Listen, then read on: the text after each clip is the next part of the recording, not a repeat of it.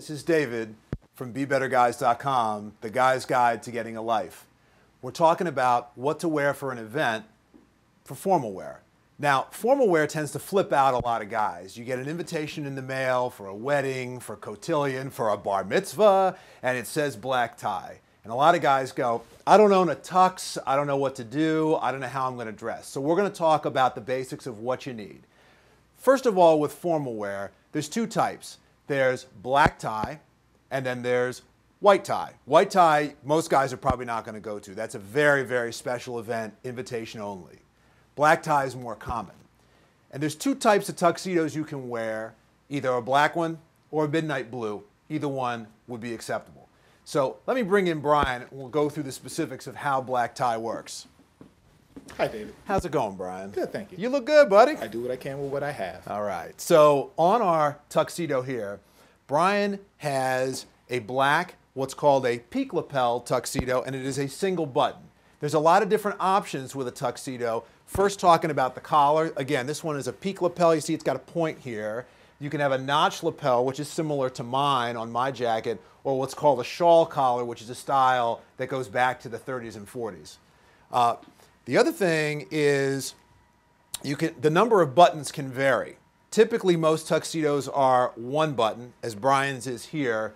Mine, I'm actually wearing a 3-button, but mine is not a tuxedo. Mine is actually part of a suit. We'll talk about that in a little bit. The other thing to remember, you will see sometimes the Academy Awards or the Grammys, guys showing up with tuxedos with 5 buttons, 6 buttons. Don't do that. You want a shirt to go with it. Two types of shirts. You can do a flat front shirt like Brian's got here, or you can do the wedding singer heavily ruffled pleated shirt. Right now, as styles are going, the flat front shirt is a little bit more popular. It's a little bit more common. Also, two types of collars you can use. Brian's got what's called a lay-down collar, and I have the same on my shirt. Then there's also more of a flip-up wing collar, which is nice. The tips of the collar fit behind the bow tie, and they look good. Some people think they look like a maitre d', so it depends on the look you're going for. You got to have the bow tie. That's part of what completes the look. Did you tie that tie, Brian? You tied that yourself, my man. Learn to tie a bow tie if you're going to wear a tux. You can certainly do a clip-on, but if you're not going to wear a clip-on regular tie, you shouldn't wear a clip-on bow tie. We have instructions on BeBetterGuys.com on how to tie a bow tie.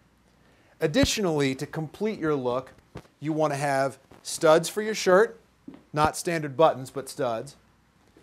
A cummerbund, which usually covers your waist area because you don't wear a belt with tuxedo pants. And then the shoes that go with it as well. Couple things to keep in mind about tuxedo pants. They don't do cuffs. Again, they don't have a belt, so some people wear suspenders to hold them up, and that's fine. We didn't have them today, but you can certainly wear those. And the other thing is they have a nice satin line down the side, which looks beautiful and helps distinguish them as tuxedo pants from regular black suit pants. So, you don't have a tuxedo and you're not going to get one. What do you do? Like me, you can wear a black suit to a formal event. That is acceptable to do.